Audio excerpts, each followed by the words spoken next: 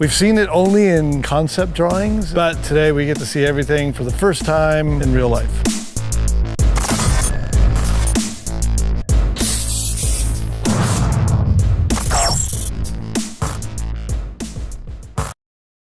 It's a big day. It's a big day, Brian. Why is it a big day? You're gonna tell them why it's Yes, because we're at Audi's design studio in Ingolstadt, and we finally get to see the car that I get to do Electricana in, that Audi is building for us in the flesh, the first time ever. We've seen it only in concept drawings and some photos, but today we get to see everything for the first time in real life. So without further ado, the S1 Hunatron.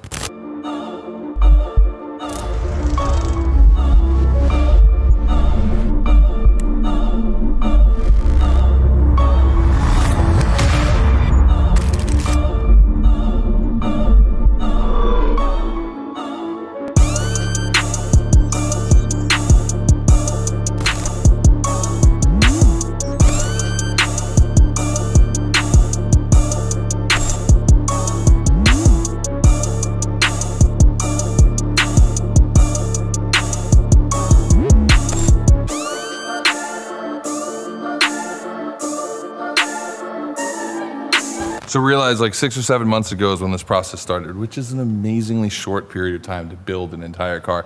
And Ken and I said, well, why don't we just electrify like an old S1? You know, it's the reason Ken got into rally. And they said, we can do you one better. And that was basically modernizing the concept of an S1. And they even gave it a pretty cool name. The Audi S1 e-tron Quattro Hunatron. Or just S1 Hunatron to its friends.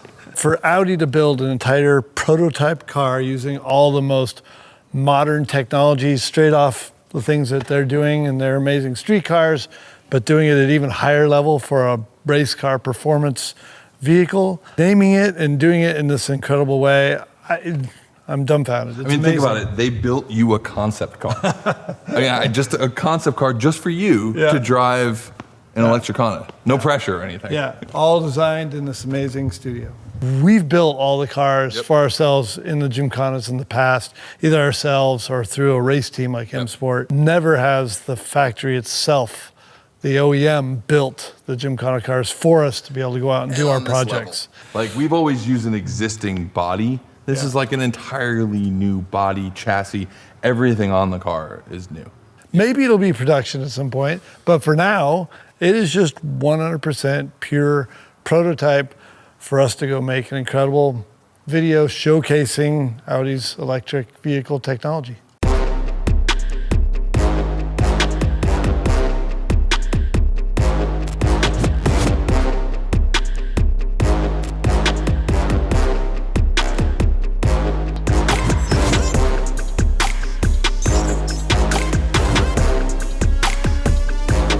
All right, well, now that you've seen the car, we are actually going to hear from these guys how this thing came about from this. So the S1 Pikes Peak is in general an inspiration for us. You know, it's a very important part in the gene in our DNA.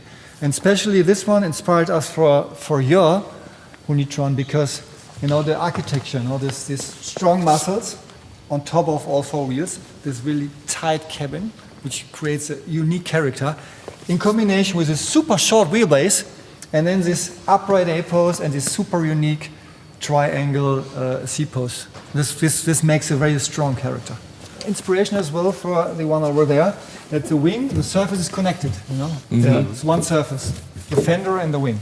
We are always looking forward, and it was very important to do not a retro design, more a very progressive interpretation of this thing here.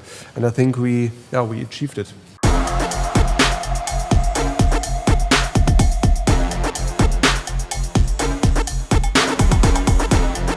With Audi and the Quattro in the 80s, you wanted the wheels, all four wheels, to protrude and stand out from the car.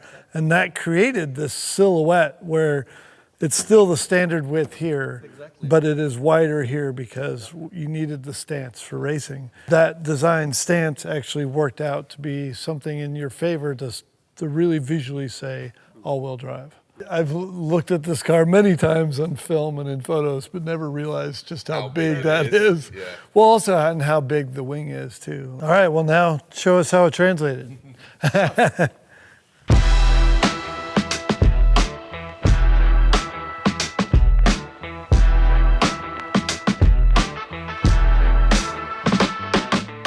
I think the side view is so characterful, and of course the Apus not that upright anymore. It's a little bit more fluid because it's a very modern car at the end.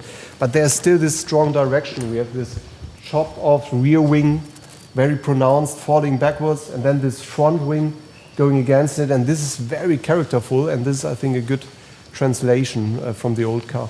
Next to the original S1 Pikes Peak, it looks completely different. Yeah. But the character is linked. It's still a very short wheelbase, but it's a little bit longer because of the battery pack. It's a little bit wider than the S1, and it's a lot lower. They do look very different, but when you get into each piece, you're like, oh yeah, box flare, inset door, roof, wing, like they all have just, it's a modernized version of each piece. How long did it take to get to this? From the first sketch to the design freeze model, around a year. But this time, Yeah, 4 weeks. we had 4 weeks. Sorry. But 4 weeks. Sorry. But this is so special. So almost every designer wanted to contribute, and we had a huge amount of sketches on the wall, and we picked one which was from Sasha out of the exterior design team. He did this, the final design, a very good combination out of the past and the future, and I think, yeah, that's all in now, and it shows our passion.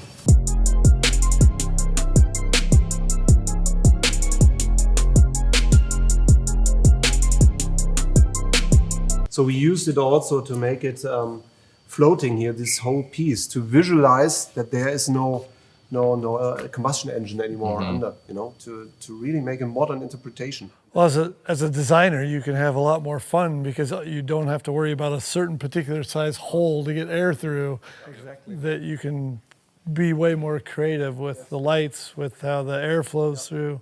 And I thought that you guys did a great job with that. And like you can see on that image there, that all come together with a very unique design. And by the way, it's very cool seeing actually Hunatron spelled out there. Yeah. First, we have the daytime running light, which is linked to our RS models. This is all this checkered flag, and it's also linked to the Paris-Dakar as well. So there's a kind of a family design. And then, especially for you, the main light modules are hidden here in the shadow. And this will be very cool for the movie, of course. It also has a good rally homage. Yes, Having lights exactly. Modern dead rally center homage, on the hood. Yeah. That's, exactly, that's the second point. Yeah. And those are like laser lights too, Yeah, right? yeah. New tech. Yeah. I would say the rear end, it's all about the spoiler, because that's a topic for the rear end. And it's underlined by the livery, you know, gray car, Yeah. and the spoiler and the rocker and the front spoiler are in contrast in neon red. So when this came together, it started as a sketch, and then it gets rendered, and then was it a small model first, and then No, it was no cut? one. So you went straight to this. Sketch, see, we choose one, this Yep. one proposal from Sasha. We went straight to CAD daters. We mill it, that's it. We did Wow. one round refinement, and that's it. So was it cut process, right here with exactly. these? Well, very rarely do you get to build something and then see it in motion in the same year. Exactly.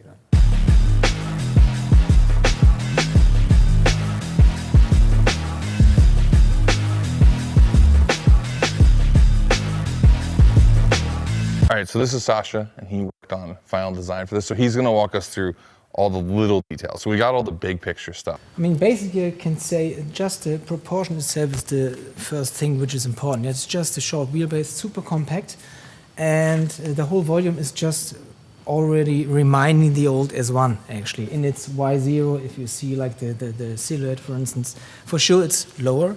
It's also like kind of more compact probably, but it's actually speaking as one. Imagine this is a complete volume, and we just try to chop off this front, yeah, and you just fill it with a new face. That makes it kind of much more modern, and is actually jumping into the next stage. This typical spoiler style, that's very iconic for the S1. We try to catch it up in the silhouette, so it's very expressive. Yeah, we kept this angle, which is actually leading to the front spoiler.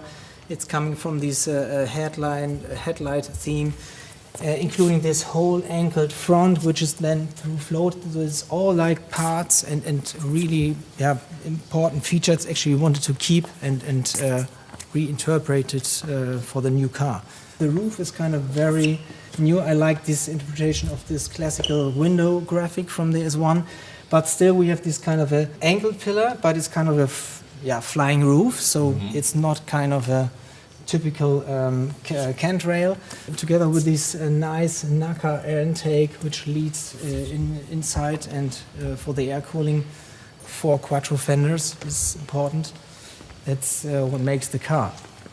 And for sure, front spoiler and side rocker to the rear spoiler, that's making the car, like from far away, just recognizable. Certain key features from the S1, we try to put together and make a nice kind of modern thing out of it. The modernization of it, like these elements, and how that all came together, along with keeping like the really dramatic like door sill and fender flare, but molding this stuff really into the body. Whereas that is more bolted on, this is more designed. Actually, overall, it's an S1 interpretation, and it speaks itself. Yeah. Yeah. Well, it's very dramatic, and it's incredible design, so thank you. Yeah, welcome.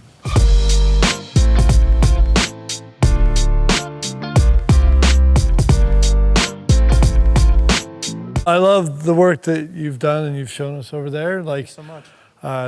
Obviously, seeing that design come to life, though, with the livery is something that we're very accustomed to doing. Yeah. And seeing like the evolution of what, I mean, this is kind of an evolved thing from the Dakar project, correct? Yes, it's like a bridge between the Dakar project and, of course, the classic car as well. It connects key elements of both liveries, actually. So when we put this together with the designer who did the exterior, Sasha, we try to kind of check all boxes here. Okay. We can see that it's sitting on this neon red rocker element, which for us symbolizes the e-tron technology, because this is where the battery sits and this is where the heart of an electric car is pounding. We kind of start with the classic S1, and we have the spoiler theme that's moving into the rocker, that's connecting both elements.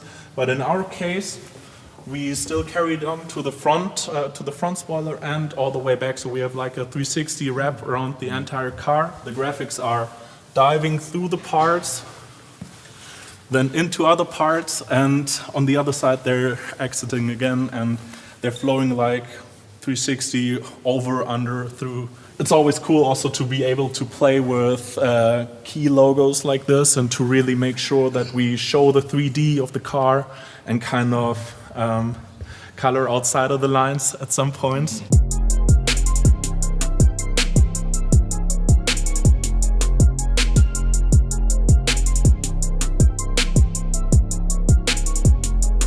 I really have to give a shout out to Heide, Sascha Heide, who did the exterior. I really had to ask him like where his key parts are and what key characteristics he wants to maintain. So you're accenting the and right to boost, part. yes, exactly.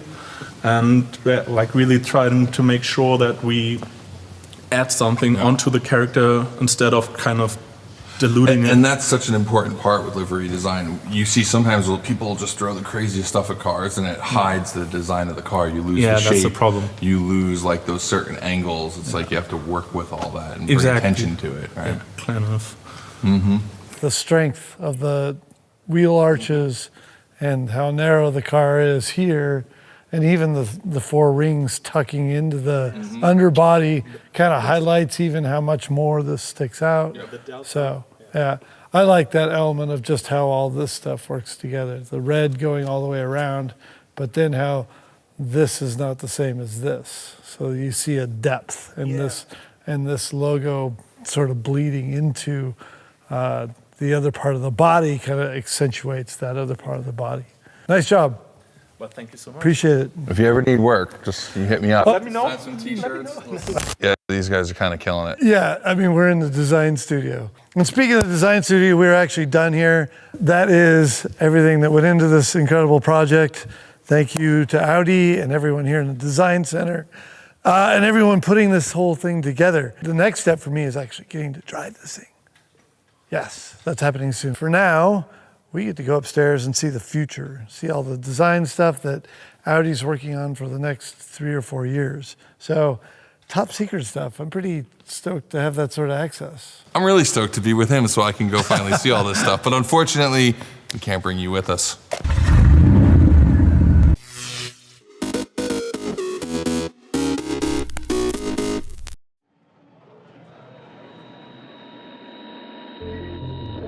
Video games are one of the most powerful mediums ever created.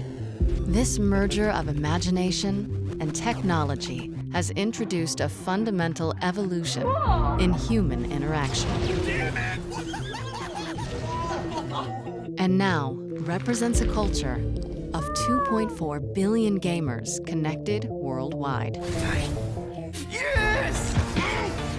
But just 20 years ago, the console that kicked off the era of online gaming in the living room almost didn't exist. You ever want to make hardware? No, that's one thing that we decided not to do. The idea that Microsoft could ever create a game console was seen as a bit of a joke. Microsoft? They wear khakis, and they're boring, and they're Office, and they're Windows. Might as well call it Nerdbox, right? I can't imagine how it could be better. A new console was seen as a risky bet There it is. at a company not accustomed to losing. You're proposing taking money away from Windows in order to fund some game system? That is an insane business to get into. It was fear, uncertainty, and doubt. We're gonna make it, aren't we, sir? This is the story of how a passionate group of gamers forever changed the course of a corporate titan. They saw the future. Broadband internet to the television set. Like, you can do that? And then Bill says, we should do this. We should let these guys do this. And the journey to get that controller into our hands. This thing is gonna be the most badass thing you can imagine. Fire at will! Think about the way you could tell stories with that. No matter where you are in the world, we can all be part of one bigger community. We need this. This is like the hotline for us. You take it for granted now, but back then, this was like science fiction. We weren't sure how we were going to do it. Xbox, watch TV. Oh, God. Oh, hell no, Microsoft. Gamers are not going to be tolerant of any level of bull at all. The risk here was enormous. You're always just one catastrophic bug away from not making it. I remember thinking, hey, maybe we're in over our heads.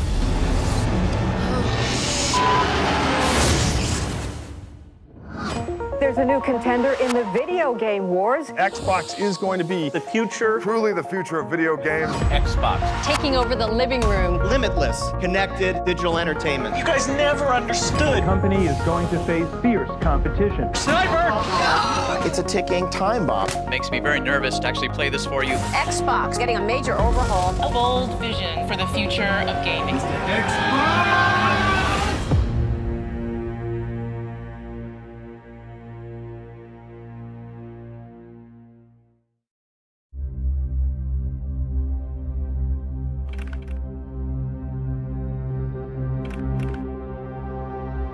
Hello, I'm Bill Gates, chairman of Microsoft.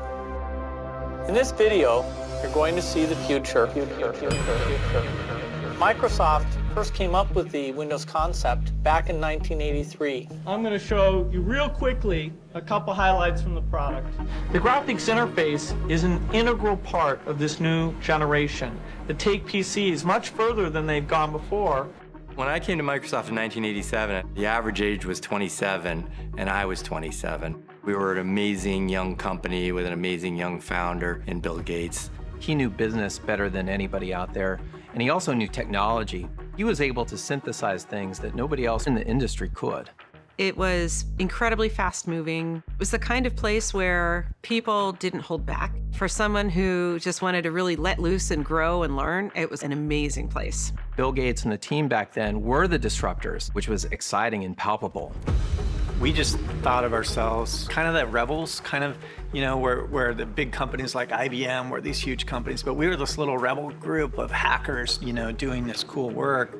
I'm very optimistic about where we're going. But that really changed in '95. Windows 95 has taken over computer stores. They were online in the middle of the night. Personal computer users packed into stores dying to get their hands on one. When Windows 95 launched, it was like a coming out party for the whole company. Microsoft made a thing that everybody in the world wanted. It was like air to me. It just was. It existed and you needed it. Today's world, you can't make it without a computer. It has thousands of programs that some of us may need. I can run 3 or 4 applications at the same time. Windows 95 is so easy, even a talk show host can figure it out. By the late 90s, Windows was dropping $1 billion to the bottom line every month. 3, 2, 1, It was the most profitable business in the history of the human race. I don't think there's ever been anything remotely like it unless you count the Spaniards going to the New World and like literally hollowing out a mountain made of silver. Microsoft, which has a business relationship with NBC, is the most powerful engine in the new age of computers, a giant cash machine, and it strongly disagrees with the government. In the late 90s, we were sort of the bad guys, the Death Star. The perception of Microsoft, I think generally was not great. They were in the middle of the Justice Department monopoly issues. We were the big gorilla in the room on most subjects. And so people viewed us as sort of the big bad tech company. By 1999, 90% of computers worldwide used the Microsoft Windows operating system. They were untouchable, without comparison or viable rival. We've been successful in the operating system world, built a huge PC business, built Microsoft Office into this big business. We were the tech behemoth. Windows overtook that industry and transformed the world. But during that period, disruption was coming from all sides.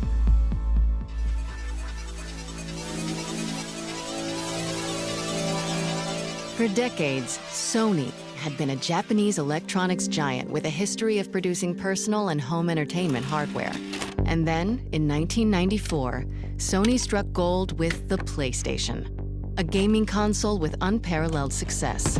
The launch of PlayStation really thrust gaming into popular culture in a big way.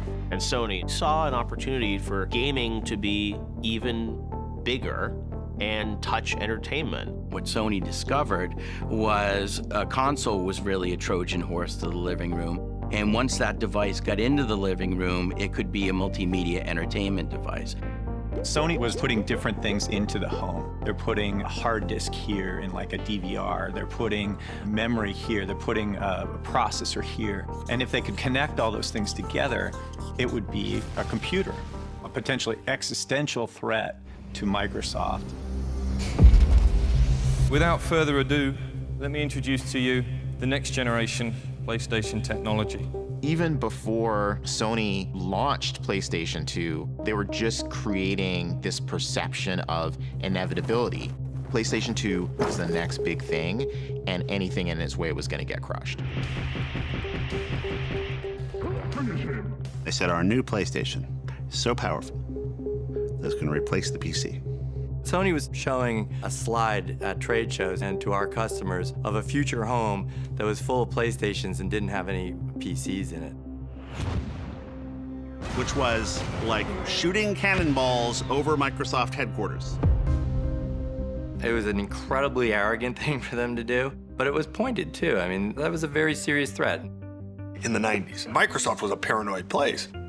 And when somebody said Sony's going to put a PC in the living room, that got everybody's attention. And if Sony was at the point of locking down the living room, what was Microsoft going to do? One possible answer was brewing not from the top executive ranks, but from deep within the Microsoft corporate structure. 4 renegades on the DirectX software team who were working on tech to help developers create games for Windows, and who were united by a fervent belief that games were the future. I was leading the DirectX development team with one of my colleagues on the marketing side of DirectX, Ted Hasse. You know, the question that we were starting to ask is, where was all this graphics technology headed? Windows had won the desktop operating system wars. So we're starting to ask where there could be threats or opportunities in the future. We quickly narrowed down to games and an all-encompassing entertainment platform for the living room as being an opportunity for us. Otto had carefully built a career at Microsoft, and he had already taken a risk because Otto could have been an important programmer in a legitimate Microsoft group like Windows or Office. Instead, he chose to be in this DirectX group because he was passionate about graphics. Ted and I both had folks on our teams we felt could bring some additional brain power to the conversation, including Seamus Blackley. How do you describe Seamus? He's just a piece of work. One of the most brilliant people I've ever met. Besides being a physicist and a really amazing mathematician, Seamus really embodied the heart of what it meant to be a game developer. When I saw arcade games when I was little, when I saw Computer Space, my first idea was not, I want to play this game for hours. My idea was, how can I make my own thing?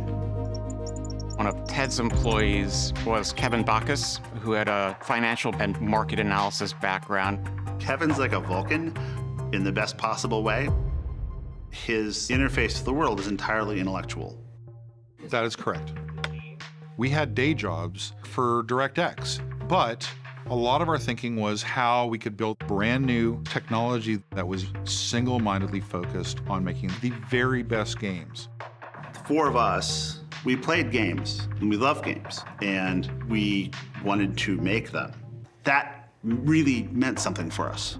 They were working on DirectX, a set of software tools that standardized game development across PC hardware, and which was readily embraced by PC game developers. But the team saw a way to push DirectX further, with an idea that could revolutionize the foundation of console game development. With Windows and DirectX, we have the platform that everybody wants to do the work on to make the games. We already have the entire infrastructure of everything you need to create all this technology sitting on our platform. If we could only create a single hardware standard, a box designed just to run DirectX. It gave us the idea that we could produce better games than Sony and Nintendo and Sega. At that time, Japanese game consoles had very proprietary chipsets, and they just didn't work very well for, Western developers. The instructions on how to use it would be in Japanese. What the DirectX group was proposing was, there's a better way to do this. We're going to use PC architecture that you're familiar with, which is just going to work out of the gate, so they could spend more time crafting and building their games. They had an incredibly developer-friendly story. You already know how to write these games. If you've written them for PC, you can write them for console as well. That message is pretty powerful. For us, this was about advancing the gamer's interests and the game developer's interest, which would advance Microsoft's interests.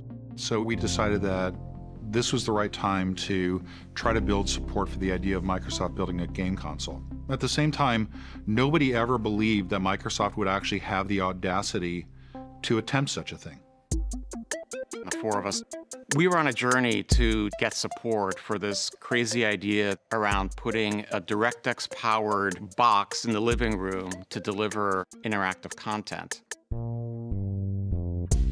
We were trying to crash meetings and get traction on this thing. We were an annoyance. Nobody knows who the hell we are. And we were constantly discovering super important people who were roadblocks or who wouldn't get it and who didn't think games were important. You're proposing taking money away from Office development in order to fund some game system? These people dreaded having meetings with us. No surprise, displacing the stated direction of a company at the scale of Microsoft was not a trivial undertaking. Realizing that who you knew inside of Microsoft was at least as important as what you knew, we brought in the guy who could try to build support for the idea of Microsoft building our game console, Nat Brown. I had a lot of time spent talking with different teams and working with kind of long-term strategic planning. Nat had an incredible network of connections. He opened up a lot of doors for us. Nat was sort of like our Obi-Wan Kenobi. This wizard figure who would show up and go, oh, I know who you need to call. You need to talk to the guys in this division or that division. He knew the structure to Microsoft. It's been nothing but a fight to figure out how the place works. One of the first things Nat said was we needed a proper code name. Something that would plant in people's head and take on a life of its own. Nat said, well, isn't it really a DirectX box in the living room? I'm like, yeah, it's like a DirectX box. That's what it's about. And we just put up on the board, let's call it the DirectX box. So we had this awkward thing in our mouths all the time. It was the DirectX box. And I remember saying, that's too long, it's just Xbox. And we liked that. That was our code name as a stand-in until we had something better come along. We built a business case that showed how big this business could be. To get buy-in on that, you have to distribute it, you have to go socialize it. My trick was getting our stuff in front of executives to make them say, I want to understand this business. The team set their sights on a logical choice. A senior executive who spoke their language, literally. Yeah, I'll play real quick. Ed Fries was a Microsoft lifer. He joined as an intern. Ed had been critical in the development of Office, one of the biggest franchises, even at that time, that Microsoft ever had. He had this passion for games. He loved games. He programmed a game at a very early age. When most high schoolers were getting their first minimum wage jobs, Fries was already cashing royalty checks from his first game. So let's take a look at this high-quality product. A clone of the hit arcade game Frogger, aptly named Froggy. Highly original, as you can see. Yeah. When I left Office to go run the games group, people told me I was committing career suicide. Thank you, that's it. Good night. They said, why would you leave Office, one of the most important parts of the company, to go work on something no one cares about? And when I got there, running the games group, I found out they were right. No one cared about what I was doing, and that was awesome. In '95, the games group was really small. It was like 20 people. In a lot of these tech companies, there's not as much respect given for those other disciplines. Microsoft at the time didn't care very much about games. I think we were just more of a hobby.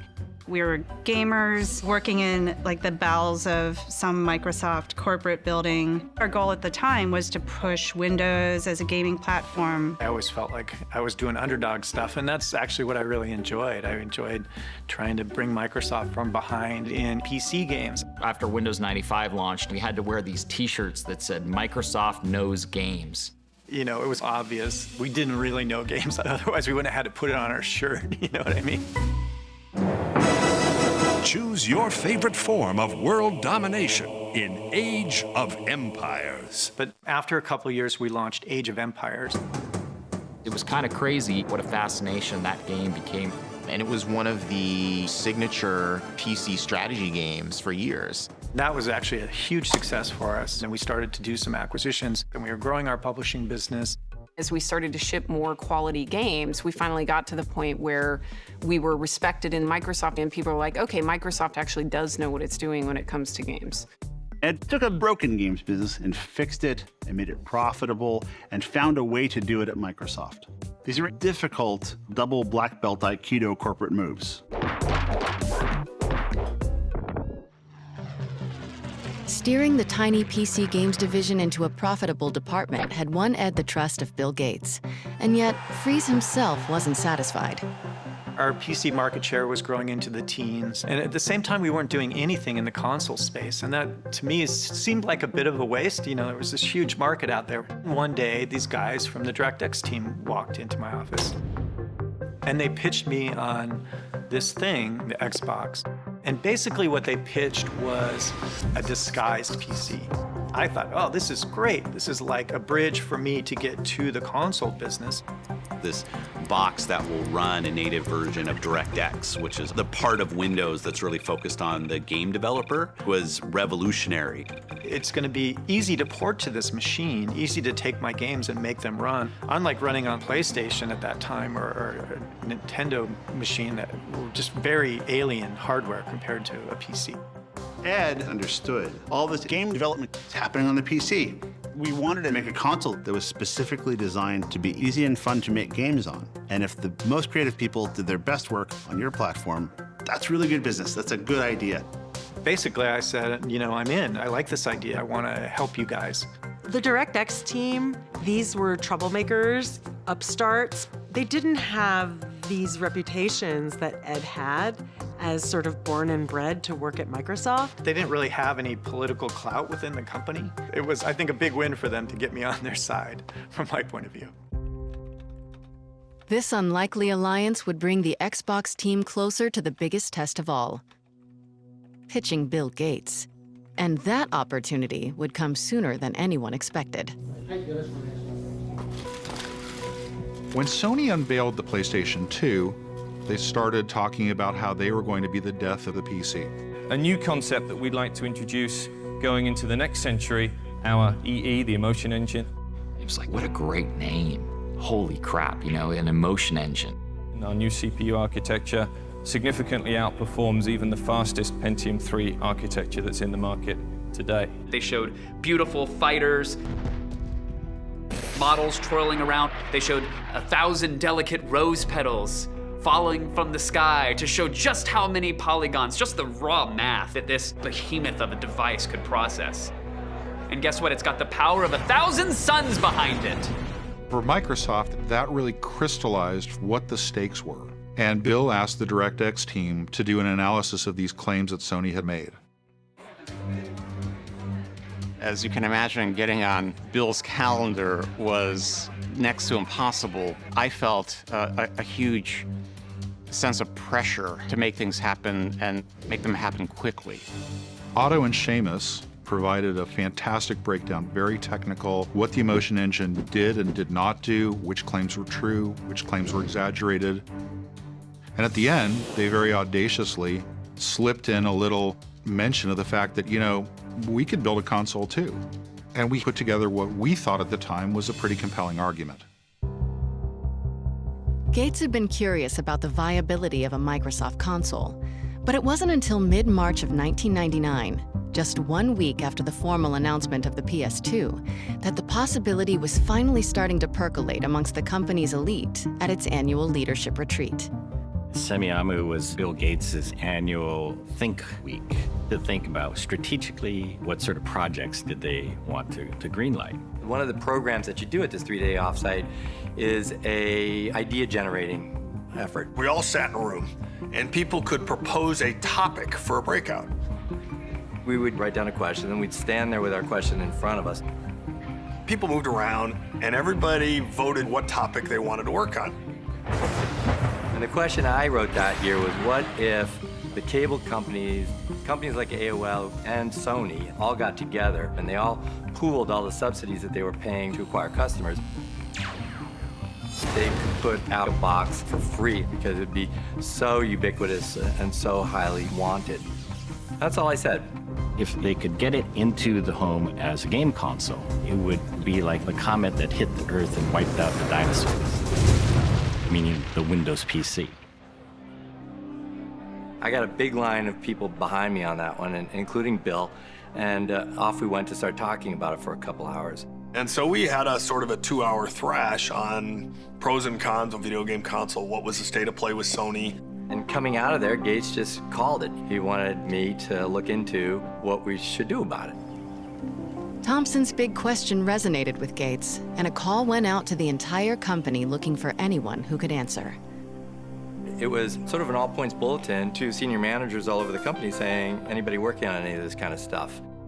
And so in March of '99, the DirectX team and every other group in the company that touched games in any way was brought together for a meeting to talk about whether we should have a comprehensive games strategy for the entire company. We took that opportunity to say, listen, not only do we have a perspective on this, we actually have a presentation, a PowerPoint deck that we'd like to share with everybody that says what we, the DirectX team, think the company should do. And obviously that created a great stir at the meeting. Nobody was expecting that. But it was a great surprise to us to find out there were other parts of the company that had aspirations of doing the same thing. I was running a team in what was known as the Windows CE group. Windows CE was an operating system designed to run devices like handheld computers or even game consoles via a partnership we struck with Sega around their last game console, which was the Dreamcast. We had a pretty capable hardware team. Some of the guys in that group had worked at 3DO. Have you experienced the awesome power of the Panasonic Real 3DO system? And that was a legitimate game console, albeit one that was not a success in the marketplace, but it was a legitimate console play. Together, we had the hardware expertise, and we had a proposal for what Microsoft should do next in the console space. Obviously. These guys think they know how to make a game console and that they should do it instead of us. We opened the door and Bill's interested in a game console, so now they're gonna edge us out and they're gonna step through the door. They were funded, they had a name, they had leadership, they had executive support. Their argument was, we already know how to do this. What do these kids know? Go with us. The DirectX team was young and hungry, full of tech know-how and vision. But Windows CE was well known within the company and had experience on their side. Suddenly, it was a race to try to get the most legitimacy inside of Microsoft, where the winner was going to be the one to bring a game console to market. And it came to this big battle with Bill. It was what Microsoft often seemed to do, which is pit two groups of smart people against each other. Classic Bill Gates move. The stage for the cage match was set. The DirectX and Windows CE teams would battle for the right to make a Microsoft game console in front of founder Bill Gates. To the victors belonged the spoils. Having Bill in the meeting was always a fantastic thing, as well as increasing the tension at the same time. Somebody's confused. Somebody's just not thinking. He was legendary. If you went in and you're full of shit, you get shut down. No, you don't understand. You guys never understood. You never understood the first thing about this. So, we tried really hard not to be full of He is brilliant, but it was a very aggressive, male-dominated culture. Lots of expletives, super, super smart. But man, if you said something stupid, Well, I'm done.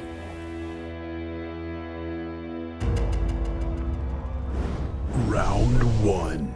From my group's perspective, we felt good.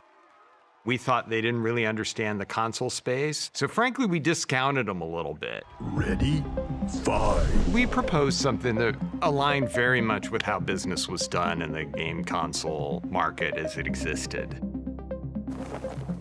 You gotta meet the market where it's at. The WinCE guys were sort of like preaching the model, but the model isn't very interesting. In their pitch to Bill, as we're sitting there horrified, they're basically talking about recreating the 3D or making a game console similar to everything else that's on the market. And we're like, you don't enter a market and copy what the competition does exactly. You enter a market to disrupt it, to do stuff they can't do.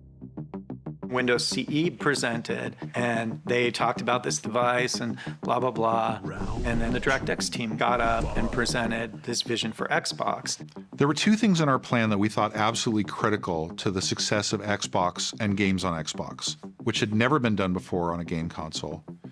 Number one, a hard drive that would be important not only to save information about the player's state and what accomplishments they had done, but also so they could store large amounts of data somewhere and be able to access and change that over time. I remember there was a big debate about should there be a hard drive in it or not a hard drive in it. We were the not hard drive folks. We didn't see the benefit of it. The second component that we thought was absolutely critical was Ethernet. The Sega Dreamcast was basically the first console in history to have any kind of online component to it. But theirs was dial-up internet using a modem. That was the technology of the time. We realized that that was a short-term solution. What we wanted to do was to point towards the future and integrate Ethernet and high-speed broadband internet to the television set. We wanted to bet on the future rather than on the present. The ability to connect machines to each other and to the internet was a core part of the DNA. We were pitching a very traditional game console, and the Xbox team proposal, as I understood it, it sounded to us like, hey, we're gonna take a PC and we're gonna go build a console out of that, and it just didn't seem credible. It's just not the way the business worked. Final round, fight. These two groups came at the idea of building a game console in very, very different ways. So this meeting got really contentious. We have to watch these guys like on our plan and tell us it's not going to work and talk to Bill about how game consoles really work. I'm waiting. I'm like, come on, Bill, kill him, shut him down. They're full of shit. He doesn't do it. I wanted to see the Bill Gates of old. I wanted to see Old Testament Bill Gates, the guy that was famous for throwing people out of meetings and telling them never to come back and telling them that they're the dumbest person in the company. To my horror, Bill sat back and stroked his chin and was very thoughtful. Bill said, well, I think both teams raised some good ideas. But he didn't seem really that impressed. In front of that audience, we realized we had to bring out every stop.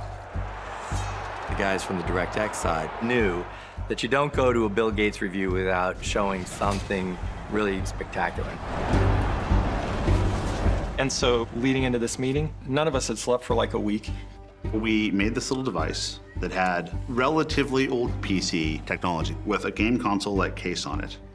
And we modified Windows with a hack that like tears open a hole from the bottom up and exposes the hardware. It was a bunch of PC components and a game controller, and it was literally just held together by chewing gum and tape. Soldering stuff, stripping wires. And this was like, in the back of our car or like, on the floor in a conference room that we were making this stuff. An ugly timer on it that showed Windows booting up from power. Booting a PC 20 years ago would take like 3 minutes. It could take longer. It could take 5-6 minutes. These guys played with a PC, pulled stuff out that wasn't necessary, changed the BIOS. And I turned it on, and so it booted in like 3 or 4 seconds. Bill Gates almost jumped across the table. He was so excited when he saw that. Bill immediately looked at us. Why the doesn't Windows boot like that all the time? Yeah. Bill wanted to see it multiple times. He's like, turn it off and do it again. Turn it off and do it again. I saw his jaw drop. This is a guy who knows more than most people in the world will ever possibly know about PCs. Saw a PC, probably for the first time, come on immediately. And we had a software emulator of a PlayStation that had been written for Windows. So you can imagine the executive's surprise when we took a PlayStation disc, stuck it in the Xbox prototype, and immediately Tomb Raider came on screen in all its glory. It bridged the gap of believability. It made the idea of Xbox seem tangible and real and achievable. The DirectX guys were stuntmen, and they played the game a lot better. We, frankly, I think, underestimated what they were going to walk into the room with. That meeting wasn't a great outcome for us.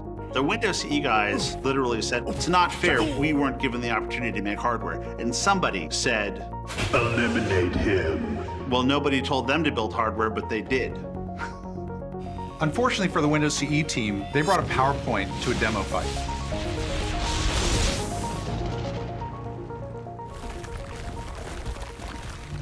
Looking back on it now, I really do think that Bill looked at us and saw some aspect of himself or the early days of Microsoft, and that's what he thought was going to work. Bill's reaction was, you guys are proposing that it's doing good things for Windows, and it's based on Windows, and we get Windows in the living room. That all makes sense. You're proposing that we spend $500 million on it. You need to make this presentation to Steve. How much do you think this advanced operating environment is worth? Wait just 1 minute before you answer. Watch as Steve is one of the most enthusiastic and energetic people I have ever met in my life. That energy and enthusiasm that you see on stage is 100% authentic. At the time, if the biggest fan of Xbox was Bill Gates, the biggest opponent was Steve Ballmer. Steve, as a good businessman, liked to make money. He liked, big, bold bets, but he liked big, bold bets that would pay off. This was right at the time when Bill was transitioning the CEO role to Steve. And they had already agreed for a couple years that if Bill came up with some crazy idea that cost a lot of money, that Steve should get a chance to say yes or no on it first. And that led into this final meeting where we really had quite a large group of executives across the company. The room was packed. There were a lot of different constituencies there, all the way from the field sales force to the most technical side of the company. You had a lot of people very, very interested. Steve's a big guy. Bill's in there. And you're in there with these two super famous guys who hold your destiny. And Steve is really upset that we wanted to take this risk. Ballmer understood very well where Microsoft's bread was buttered and where the money came from. We were a company known for productivity software. He didn't want some video game, or even the fact that we made video games, to threaten the very lifeblood of the company. Steve looked at the Xbox idea and saw insanity. He went to his whiteboard and he said, okay, what's this gonna cost? What's the hard drive gonna cost? What's the Ethernet port gonna cost? What's the graphics chip gonna cost? And he totaled it all up and said, there's no way you guys, what's your reserve for returns? Reserve for returns, what does that mean? Well, we freely admitted that we didn't understand the first thing about hardware, but we were gamers and we were game developers. Our entire careers have been built around games. We knew that 3D gaming was taking off and online gaming was just around the corner. And the best and brightest in the game development world, they were moving all their thinking from the PC to consoles. We had the opportunity to go create something that was going to take all of the equity, all the goodwill, all the technology, and all of the programming tools that had ever been created to make Windows applications and carry it forward to the living room. And that was the product that we were proposing, Xbox. Looking back at that moment, what Steve and Bill were seeing was the future passing Microsoft by. You know, Microsoft was thought of as this dominant company of the era, but success or even survival was anything but preordained. If Microsoft didn't grab this opportunity, that Microsoft would be on the wrong side of the future of tech. It made everybody step back for a second and think. The console business was something that we needed to seize. I think that that was where Bill and Steve realized that they needed to move forward with Xbox. An incredibly electrifying moment. We'd finally convinced Steve. Bill was convinced. They've done an outstanding job so far, haven't they? I think Bill did have a view that software running on hardware in a family room could really bring some unique experiences into the home. We could start with video games, but it could go many directions from there. It was really an opportunity to recapture the soul that Microsoft had at the beginning, to create that revolution, to create that new platform. We were going to do something no one else had done. We were going to launch a console from a software company. Microsoft had done nothing like that before. And then it became clear that there was just some really big challenges for us. At the beginning, it was about credibility. We had a task ahead of us to ensure that we were taken seriously in the game industry. This equation of power, performance, and price. You have to come correct on every single part of that, you know, to be successful. There were so many tasks that had to be done on both the hardware and software side. We realized that we needed to have a leader. It was clear to all of us that that person was Rick Thompson. He had asked the best questions, the most insightful questions. We wanted him to be part of the answers. So Rick was brought in as the seasoned senior executive who had experience in hardware with peripherals, mice and keyboards. And he had to construct a plan and a go-forward strategy. My comment at the time was, I'm not big enough for this job. But a couple days later, Steve Ballmer calls me into his office and says, let's get this straight between the two of us. This is your job now. You're making a big splash. You say you're getting into this consumer market. You know, if that doesn't work out well, it could really give the company a huge black eye, and that would be very difficult to recover from.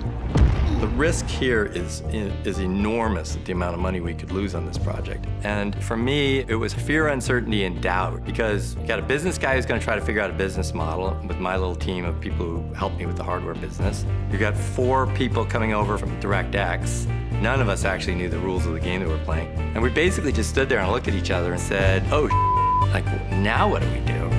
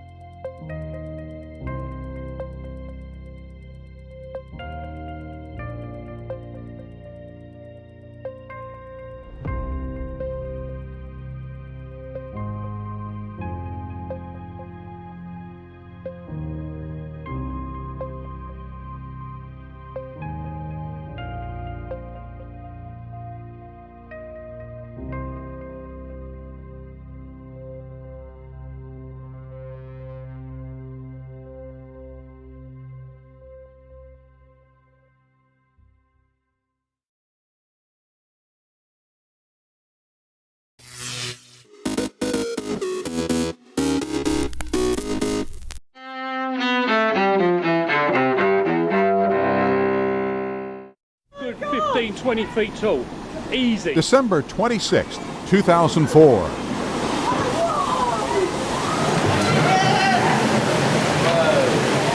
A tsunami kills more than 200,000 people, most of them in southern Asia, and leaves tens of thousands more missing. Among the countries hardest hit by the deadly waves, Indonesia, Sri Lanka, India, and Thailand. The tsunami was triggered by the world's most powerful earthquake in 40 years beneath the Indian Ocean. 1996, 6-year-old beauty queen JonBenet Ramsey is found beaten and strangled in the basement of her family's home in Boulder, Colorado. 10 years later, John Mark Carr is arrested in Thailand and called a suspect in JonBenet's murder. But DNA evidence later clears Carr, and the slaying remains unsolved. 1941, in Washington, Winston Churchill becomes the first British Prime Minister to address a joint meeting of the U.S. Congress.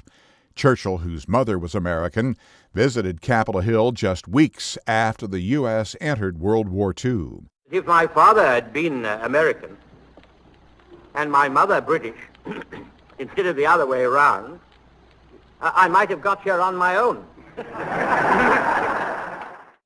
1972, Harry S. Truman, the 33rd President of the United States, dies at age 88. 2006, Gerald Ford, the 38th President of the United States, dies at age 93. And 1944, the first public performance of Tennessee Williams's play The Glass Menagerie takes place in Chicago. Today in History, December 26th, Ross Simpson, The Associated Press.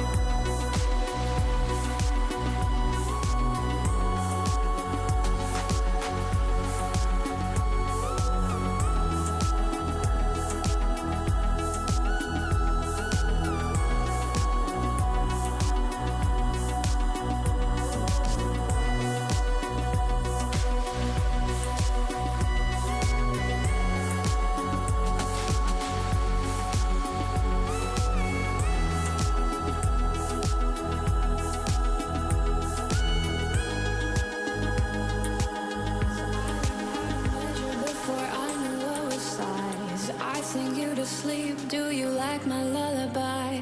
La luna, they let you treat your sadness with a smile. You can't have what's next till you hang with it for a while. This is house arrest. Come but wear your Sunday best. This is house arrest. La da di da di da da. I learned how to measure before I knew what was size. I sing you to sleep. Do you like my lullaby? La luna, they let you treat your sadness with a smile. You can have what's next till you hang with it for a while. This is house arrest. Come to wear your Sunday best. This is house arrest. La da di da di da da.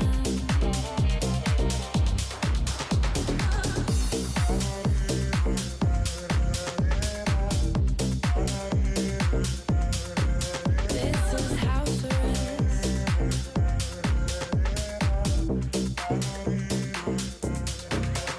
This is house arrest.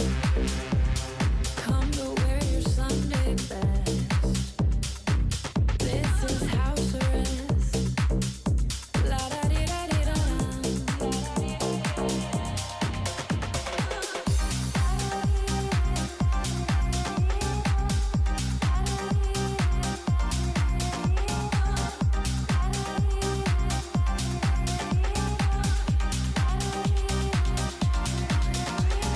I decided not to leave my house and go outside. I helped myself sweetly, made myself a lullaby. This won't last forever, treat your sadness with a smile. We can't have what's next till we hang inside for a while. This is house arrest. Stay but wear your Sunday best. This is house arrest. La da di da di da.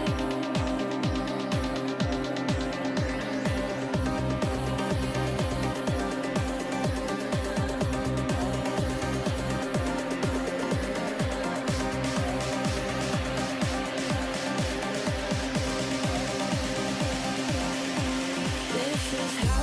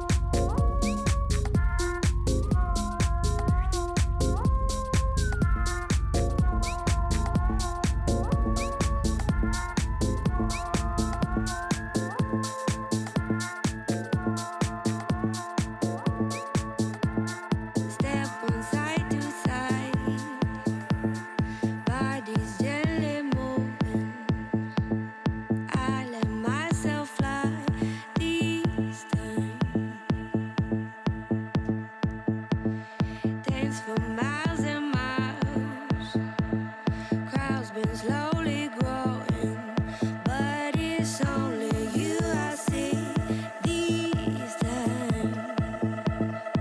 We're going in out deeper down and round we go. Never-ending rivers wind us to the floor. Keep falling all the deeper down and round we go. Never-ending rivers wind us to the floor. They drop us way down low.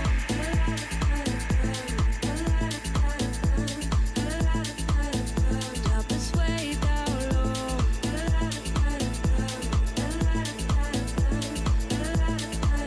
They drop us way down low.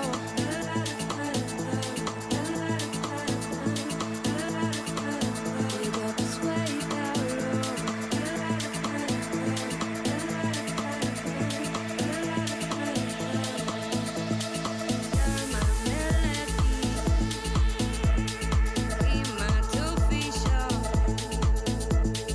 always stay right here. I got everything we need. We'll be there when I survive. It's only you and me. We're going in out deeper down and round we go.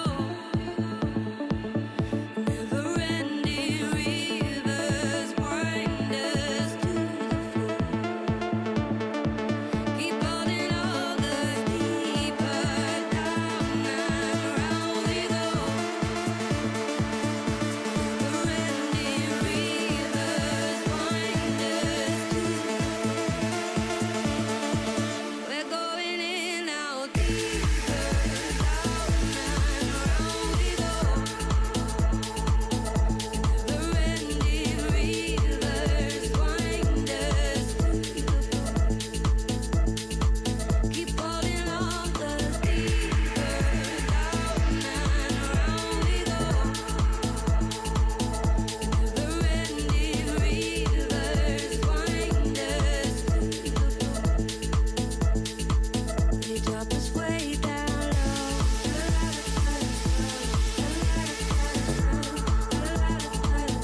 Drop us way down low.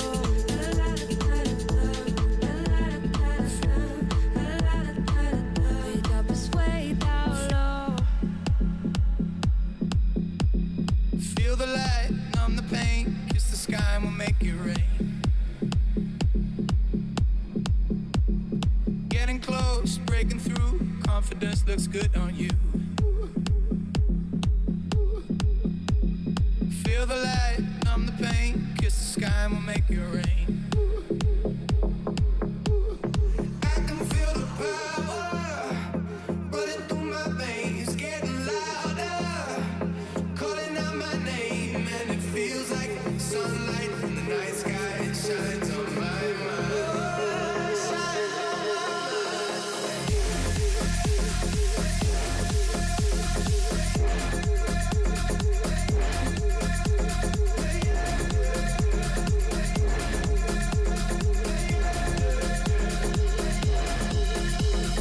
You do me, I do you. Feed me lies and we'll find the truth.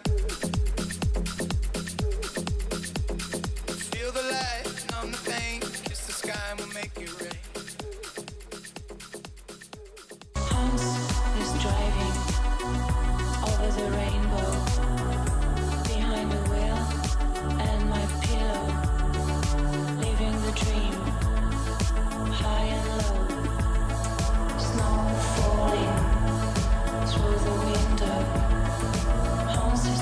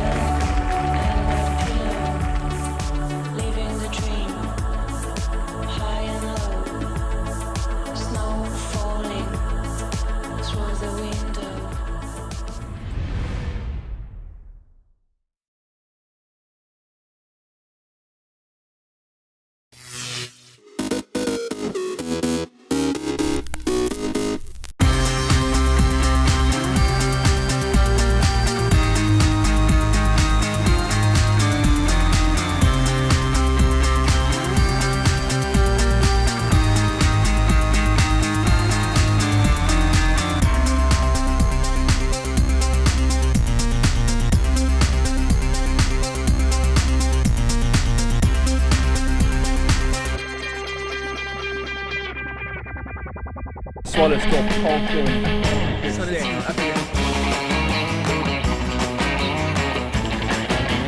This guy, swallow from this guy, this rod.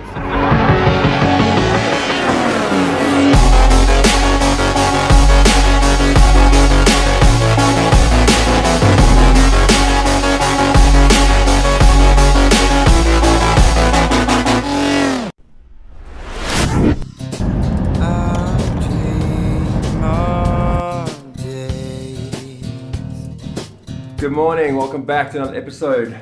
We are down here in JBay. It is 6:30 in the morning. It's pitch dark outside and a storm's about to hit. As you can see, this mega storm is hitting us at the moment. So it's gonna bring between 5 to 7 meter swell. I'm gonna go check it out. We'll all walk down in the dark, see if anyone's out already, but look at that, beautiful colors. Okay, it is 6 a.m. The sun hasn't even started coming up yet, it's dark. We're gonna wetsuit run down the rocks and hopefully get like half an hour of semi-uncrowded waves before the crowds come up. It's Sunday morning, so it's gonna be packed today. It's gonna be all time and have a little session. So we'll see you in the water. What's gonna go down today, Evan?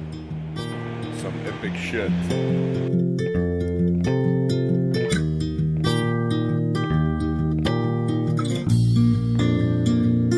So there's someone up here. Hopefully you get one away before it gets too light. We'll see you later. See you in the water.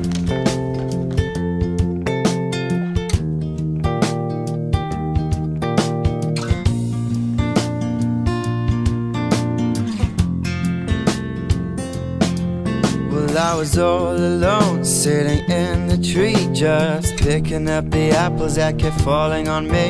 Just dreaming of a place I could go without being scared. And it took me a while to find out the things that got told when I was young, when I kept blocking up my ears just to prove the point that I could do it on my own. I guess Papa was right when he said listen to me, I can't save you the troubles of getting caught by the police or running away just to try to save your own skin. One day he told me his stories, the lines of his life, of how he thought it would be, but that's not how it was, and that's not the point that he was trying to get to me.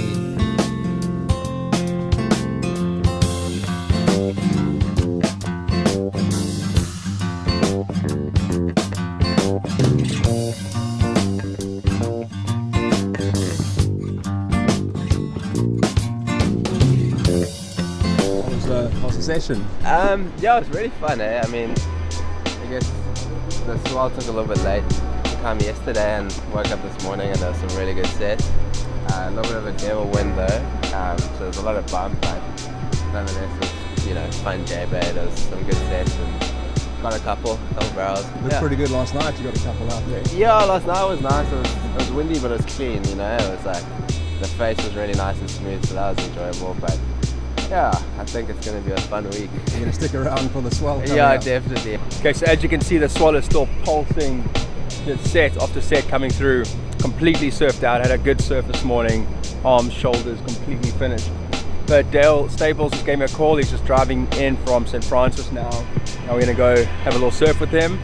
Maybe I will sit this one out and film it. So yeah, we're going to go hook up with him, get some of these bombs. See what he's been up to. Last time I saw him during the out of parole, he was just sitting up there in the desert by himself, getting the waves of his life every day alone. So if you haven't seen out of parole, go give it a watch. Him surfing some big West Coast barrels. Now we're going to get some shots of him surfing his home spot. Oh, is it? In JBay? Maxwell. Put some of this on there, though. Nice waves coming through.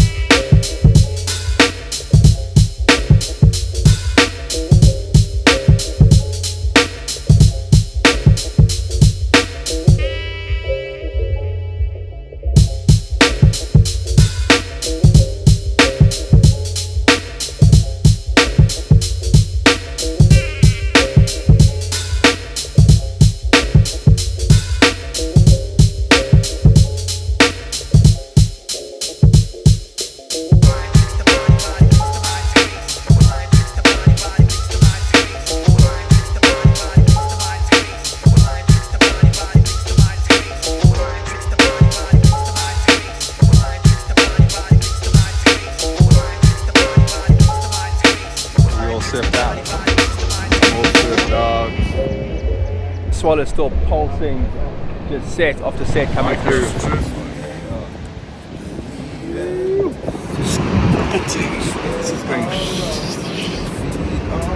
It's the best day. That swell from yesterday just arrived.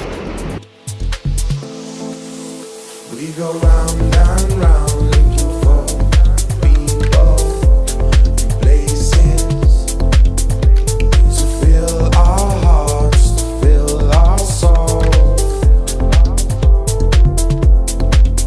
We go round and round looking for creatures, faces to fill our cups, to fill our goals.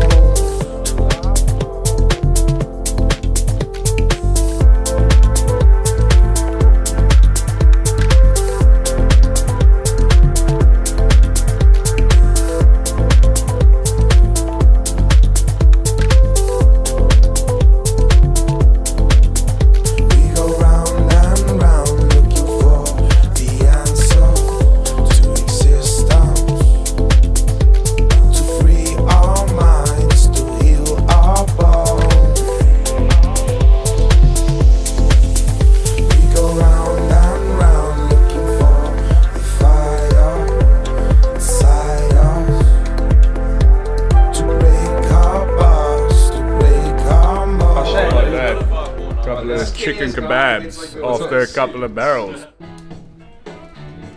Some garlic bread. Why is the garlic bread not on? You cooking the chicken before the garlic bread? Where do you want me to put the garlic bread? What, so we're having it as a dessert? What do we have there? We have our last beer of the night. It's a very sad time for us during the level 4 lockdown was announced on Sunday night. We just wrapped up here in JBay, gonna about to head home. Waves are still pumping. It's hard to leave this place and the waves are so good. Hope you guys enjoyed all the footage. Put lots of good surfers in there, not too much of us because we'd rather see the good guys treading this way. So yeah, we'll see you guys next time. Back to Cape Town, huge storm coming.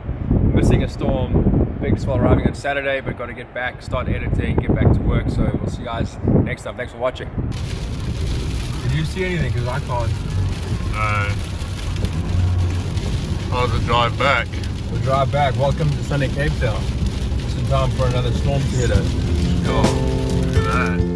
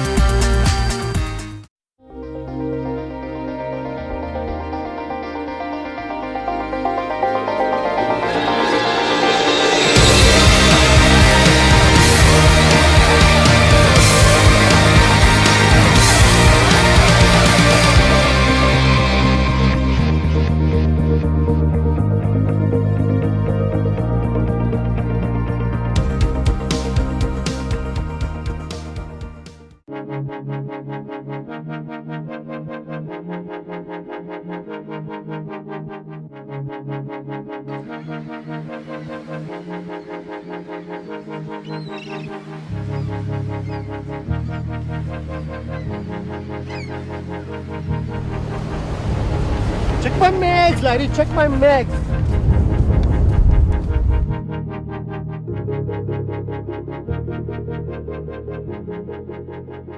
Morning guys, final day, Free State Champs. We're down at Pikes at Paradise Beach. The east is blowing, so conditions do look much better from yesterday and the day before. We're targeting raggies here, so full metal jacket, tuna circle, my dogfight Rawa tournament, and JBay. There's some color in the water, so hopefully we get a bite. Currently in the Free State Champs, the club that I'm fishing for as a guest angler, Blue Waters, is the leading club, and we hope to maintain that lead. I think we're about 50 points ahead, and hopefully we can hang on to that today. But you know, fishing, one bonus fish makes a difference, so the idea is for us to get the bonus fish, and we'll see what happens from there. I'm just double checking and triple checking all my tackle A lot of bricks here, so when you hook a fish, you got to really pull and pull hard.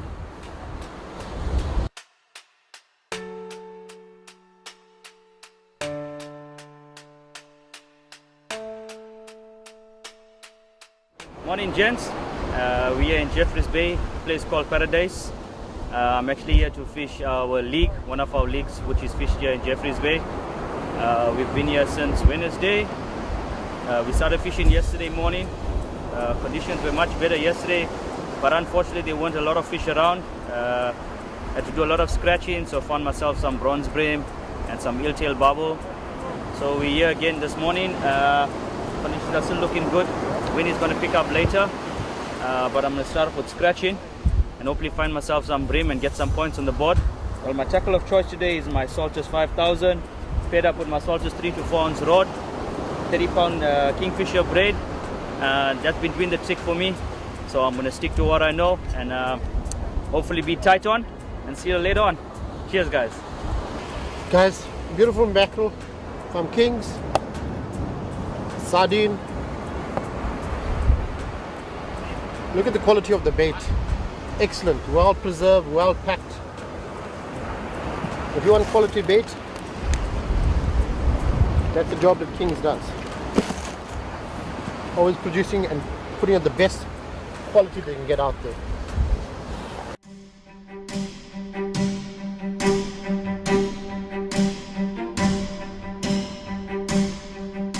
Guys, here we have Frana van Sale. I'm joking. A little better looking. The fish is better than Frana, and I think he smells better than Frana to me. Yeah, he does. Adrian van Neerd from the Free State, the captain of Blue Waters, and one of my mates that I've been fishing for many years. It's been so long, he's actually getting old. And yeah, we've been fishing a lot of champs, a lot of A nationals together. We've been to Namibia twice, so someone I got to know very well over the last couple of years, and it's been a pleasure fishing with him.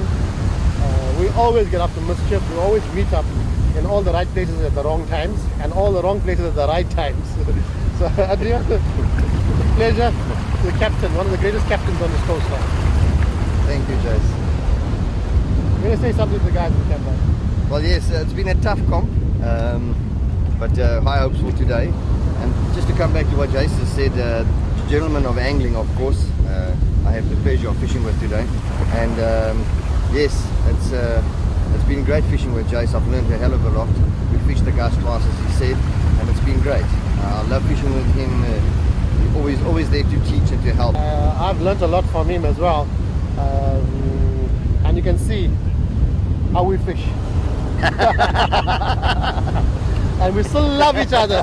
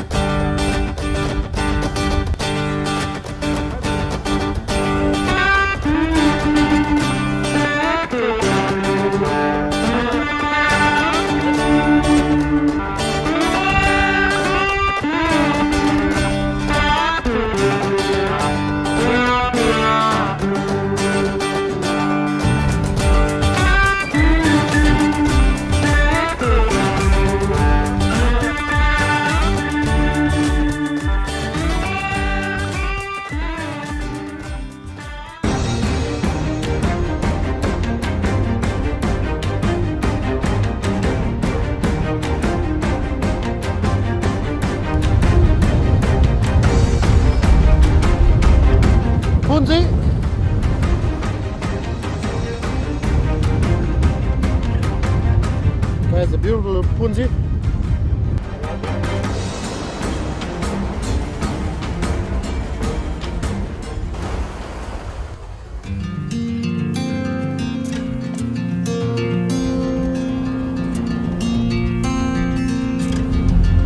Yeah guys, on my last throw there at Pikes, I got a small punzi of 42 centimeters, and the call was made by our guide Frana van Sale, who's the master in this area.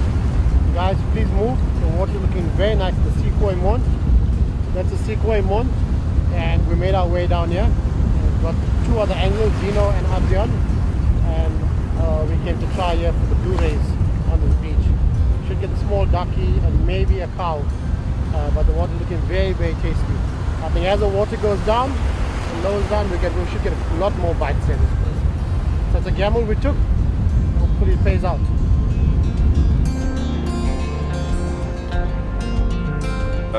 My name is Anton. I fish for Virginia. It's a juvenile smoothhound, female. Let's go and see what it does. It measures.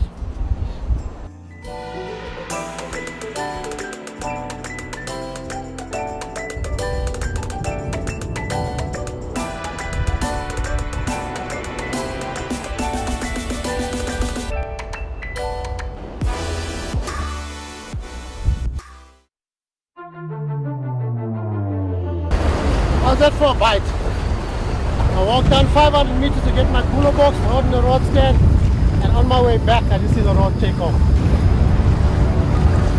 I had a 500 meter run to my rod.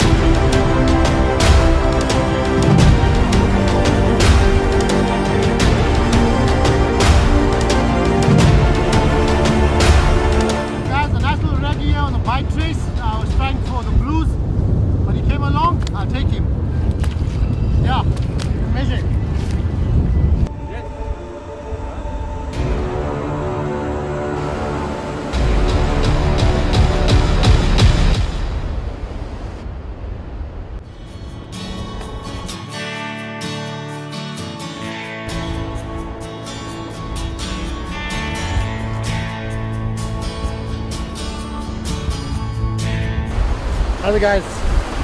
Lovely shed.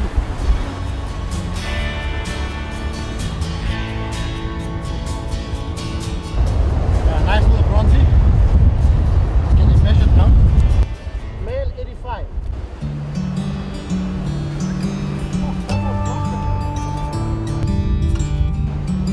Yeah, guys, lines up, final day. Better conditions today, and it was an honor to fish as a guest angler against the Free State team.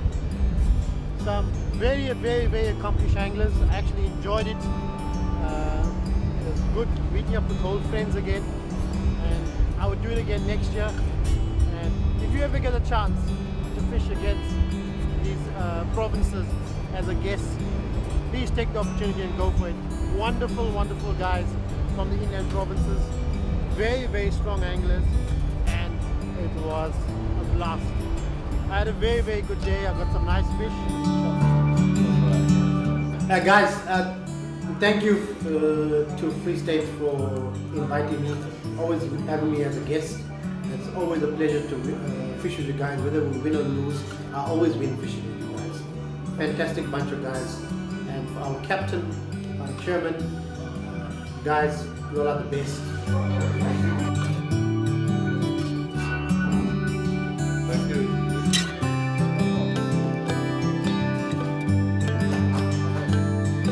Yeah, guys, that's the end of the 2019 Free State Champs.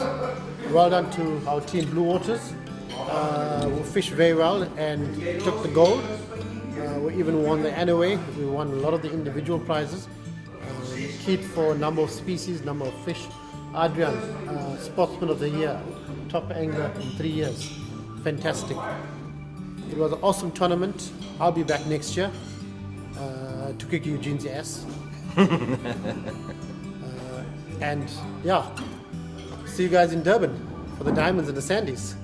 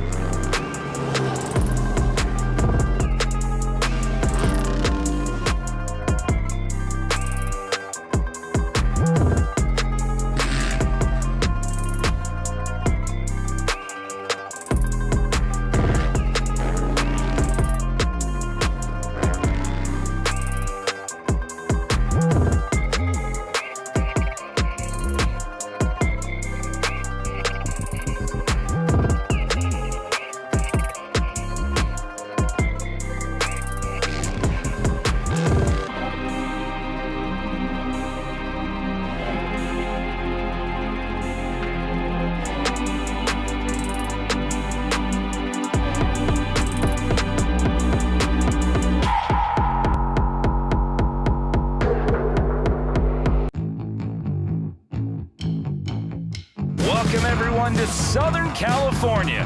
We are up in the hills about an hour or so northeast of downtown San Diego at Axel Hodges' compound here that he calls Slayground. It's X Games 2021. X Games at Slayground. X Games at Slayground, yeah. 2021, we got all the moto events going out here at the Slayground. Super stoked. How's it feel to have all these guys out here? It's crazy. We've been working out here the last couple of weeks, and to finally have everyone out here doing crazy tricks is pretty sick to see. Another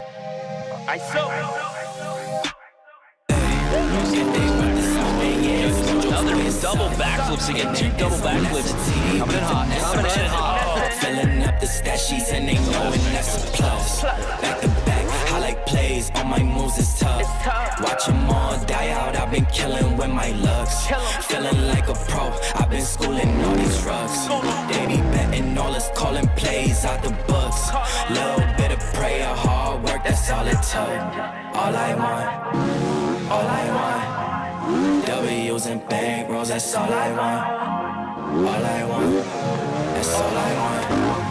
W's and bankrolls, that's all I want. You stoked? Yeah, absolutely epic. I didn't think I was going to get a podium, but it's a tough course out there. It is really tough, so it's easy to make mistakes, and like a lot of guys, dead sailors and stuff like that. So it's epic.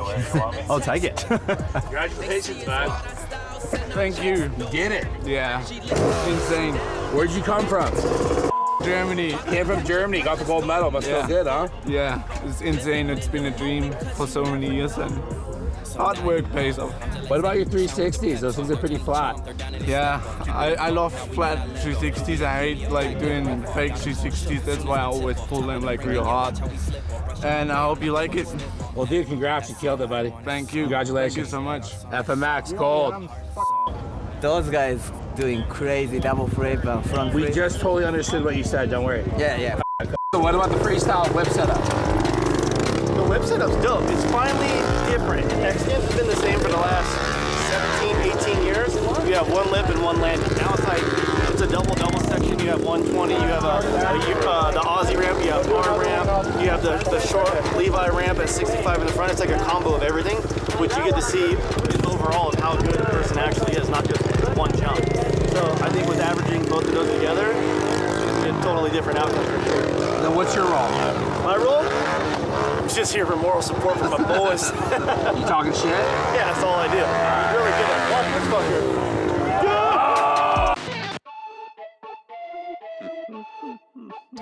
So taking a look at Tom Parsons here, who is going to start us off X Games 2021. We welcome in Josh Sheehan right here, a former freestyle gold medalist, Palmdale, California's Colby Raha. We got Jared McNeil there with 15 overall total medals. Well, the man of the hour, Axel Hodges. We're in his backyard, basically out here for X Games 2021 for all things Moto X. Let's see what he puts down here.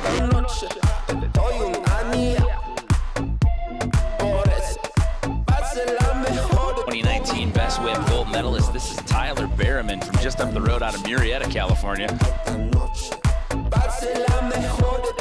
Japanese rider in the lineup here, 31 years old out of Osaka. This is Genki Watanabe.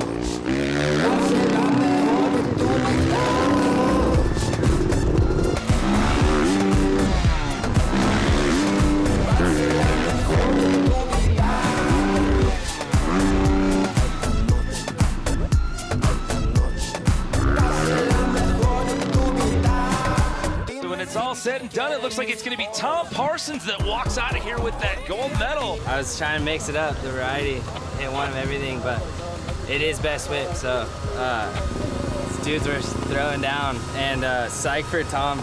It's been a while. Dude's like 40, so congrats to Tom. Wanky crushing, Axel, thank you for everything. Insane setup. Stoked to be here, stoked to be back. COVID's over and we're back, baby. So we got one more, quarter pipe. Let's get it on. Baby. All right, dude, were you happy? Thank you so much, happy. You done? So stoked. You partying? For sure. Yeah, party never ends, buddy. Party never ends. How old are you? Talk It just twitched. He's like 40. It just twitched. This thing is about as heavy as how old he is. 40 pounds, 40 years old. Dude, gold medal. Dude, honestly, I thought Winky won on the last one because it was so big. I was like, no way. Dude, I don't know. It's been a while since I've had one, and I was like telling them, I was like two X Games ago, I was riding with a thumb throttle, and I was like, I don't know, it's just, God, everybody, Axel, Wanky, I mean, everybody's so gnarly now. Like, I watch those guys, and I'm like, am I even close? Like, I'm just thinking like, wow, I better do the biggest whip I've ever done in my life if I want a chance. Well, you got it, dude. I know, I can't believe it, dude. I thought you were a one-time guy. I am a 110 guy for fun, not for Why are you out max. there? Huh? Why are you out there? Because I'm gonna be 40 this year. At least you get a minute. Yeah, exactly. Like, I ain't trying to relive a dream I lived a decade ago.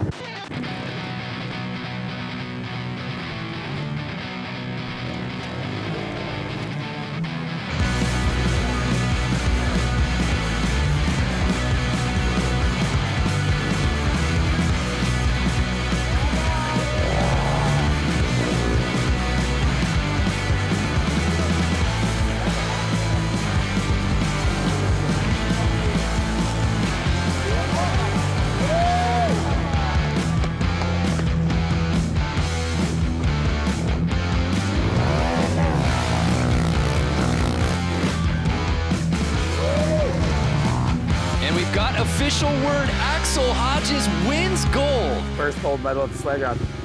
First gold medal on a 110. So yeah, on a 110. What do you think about that?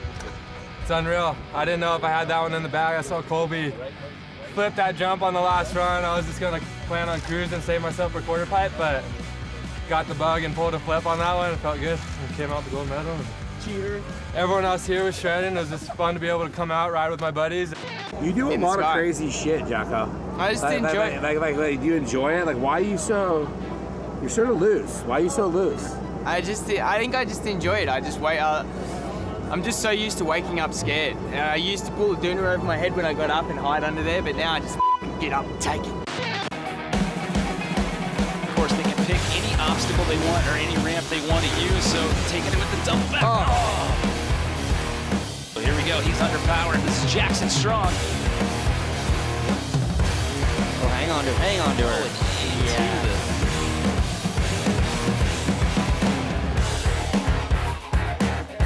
It was 2019.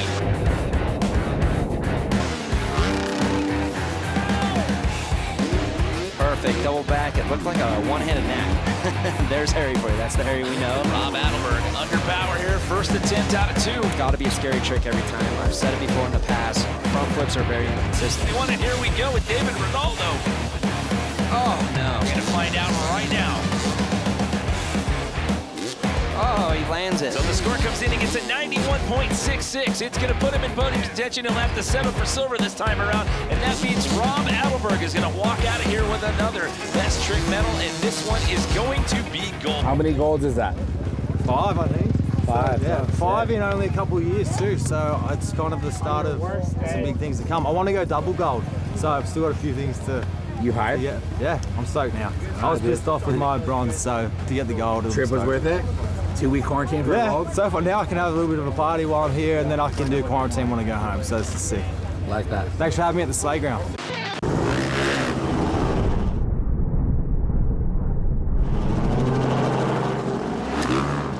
X quarter pipe high air. X Games 2021 for all the Moto X events finds a new home here. We are at Axel Hodges' compound, known as the Sleigh Ground. Yeah, what's up with it? Do it cause I love it and I stuck with it. We in with the subbing in the cut with it. Please none of the talks, I heard enough of it. Like, what you gonna do? Where you at? Who you with? You ain't really about this, don't talk about it. Really on the move, on the map, never slip. Keep your hands to your lips, don't talk about it. Real eyes, real lies all the time. Stand on it, if we said it, we don't walk around it. Loose lips, sink ships, red cup, blue strips. Hodges, Denny, this 1 and 2 and 3. Wait, I guess Colby's not holding nothing back. More attempt here for Axel Hodges. Can he get it done in his final attempt here? Look at the hang time. Wow. Used up every inch of that landing. He definitely started pushing more and more. This was such a great event. Yeah, that money talk. If we ain't cool, then cut me off. No breaking news, don't run your mouth. Thought it was the plug, now he... Yeah, I think I kind of just like went hollow head. I kind of almost blacked out. Like, I don't even remember that last jump. I was so close to the bricks, but as soon as I left, I was like, oh man, this might be bad. But halfway through the peak of my air, I was like, oh, I think I'm good. But I was too close for comfort. But I'm just glad to get through it safe. Stoked on this. Stoked X Games is back. The setup was insane. And stoked to rip with all the boys. First loser today. Colby got me, and it was a good contest. We're sending it higher than we've ever sent it, so we're pushing each other. I was figuring out stuff the whole contest. I'm just stoked. I was going higher and higher every time. Kind of learned today that I got to come into the thing faster and instead of slow, so I know what to work on for next time, and I know I'm going to be ready for the next comp for sure. Thank you guys for having us. This was awesome. I'm glad COVID's a wrap and we can compete again. The event was rad. I'm stoked to get out of here safe. That shit's no joke. Gnarly. Props to everybody involved. Hodges and Bierman were sending it. All the guys were, and to pull off a win is huge, man. A lot of work. And stoked. Hopefully we get to compete more. Strips, new phone, who this? No, we don't allow it.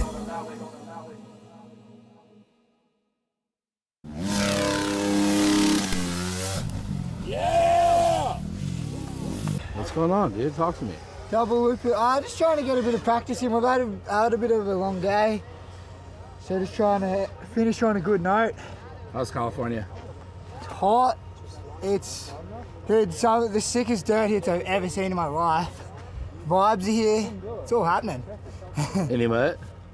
Dude, COVID's restricting that hard. I'm blaming COVID on that one. I think that's why I'm lacking motivation, dude. I got nothing to show off in front of. Or get my shirt off for.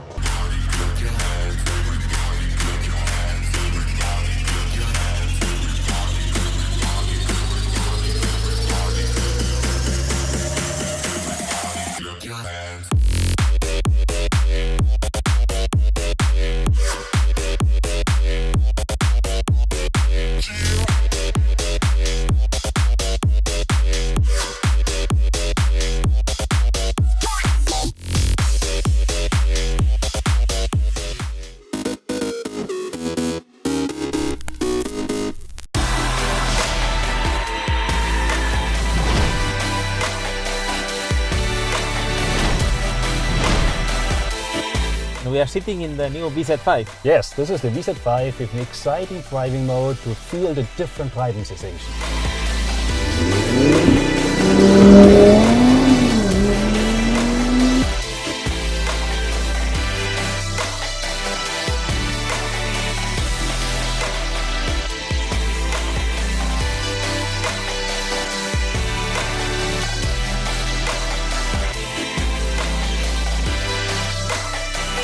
You can feel immediately the difference. Yeah, the response on the turbine is more firm.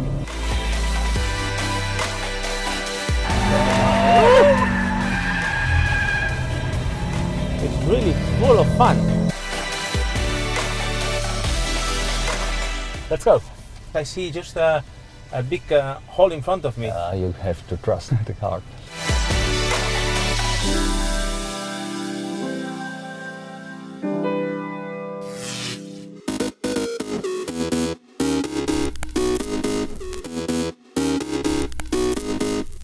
Welcome back in our studio, and in today's news,